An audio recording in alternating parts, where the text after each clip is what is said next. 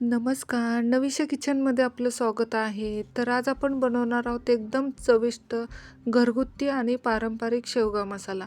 चला तर मग लगेच रेसिपीला सुरुवात करू. तर मी शेवगे थोडंसं मीठ टाकून शिजवून घेतलेले आहेत. अर्धे कच्चे शिजवून घेतलेत.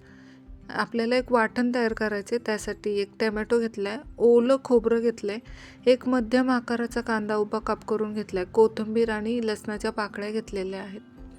आता आपल्याला हे सर्व साहित्य भाजून घ्यायचं आहे. तर पॅनमध्ये मी थोडंसं तेल टाकलेलं आहे. कांदा टाकते,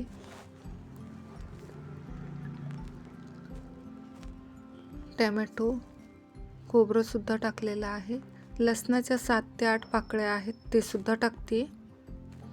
व्यवस्थित परतून घ्यायचं आहे. थोडासा कलर चेंज करायचा आहे फक्त आपल्याला.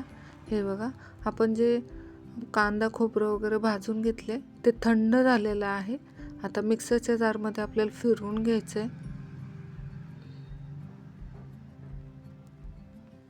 बारीक अशी पेस्ट करायची आहे. कोथिंबीर सुद्धा टाकते, थोडंसं पाणी टाकून फिरवून घ्यायचं आहे.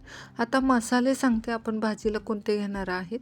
तर आपण जे वाटण तयार केले ते हे, आणि धनिया पावडर घेतलेली आहे, 1 चमचा धनिया पावडर, अर्धा चमचा हळदी पावडर, अर्धा चमचा गरम मसाला आहे, आणि काळा घरगुती मसाला घेतला आहे, आणि चवीनुसार मीठ घेतलेला आहे. घरगुती मसाला 1 चमचा घेतला आहे.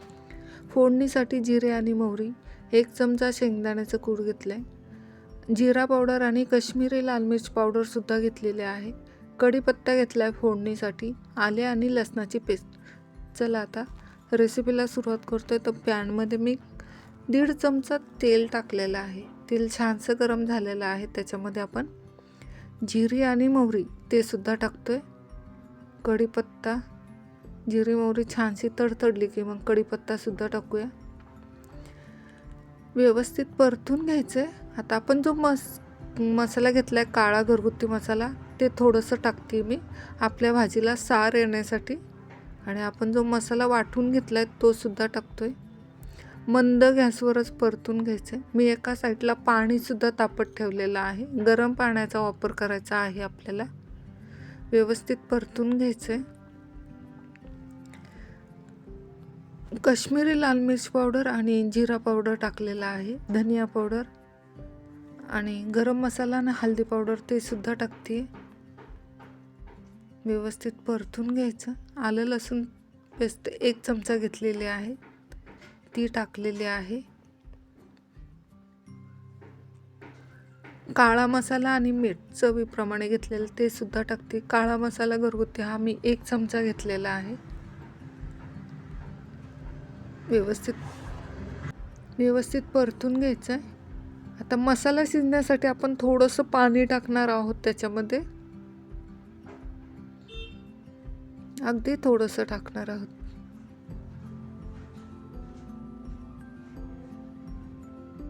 आता व्यवस्थित परतून त्याच्या 1-2 मिनटासाठी झाकण ठेवतोय आपण मसाला शिजण्यासाठी. 2 मिनटं झालेले आहेत. हे बघा, मसाला पण छानसा असा शिजलेला आहे. मसाल्याने तेलसुद्धा सोडलेलं आहे. आता आपण त्याच्यामध्ये शेवगे टाकणार आहोत. फक्त शेवगे टाकायचं, शेवग्यांचं पाणी नंतर न वापरणार आहोत.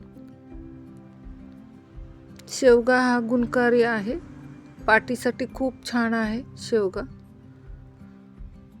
पाठ वगैरे दुखत असेल तर शेवगा नेहमी खाण्यात असावा.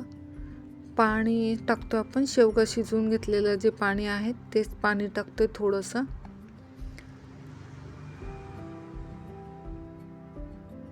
मिक्सरच्या जारमधलं मसाला वगैरे राहिला असेल म्हणून त्याच्यामध्ये सुद्धा पाणी घेतलं होतं, ते सुद्धा टाकले. कसुरी मेथी टाकतोय हातावर चोळून.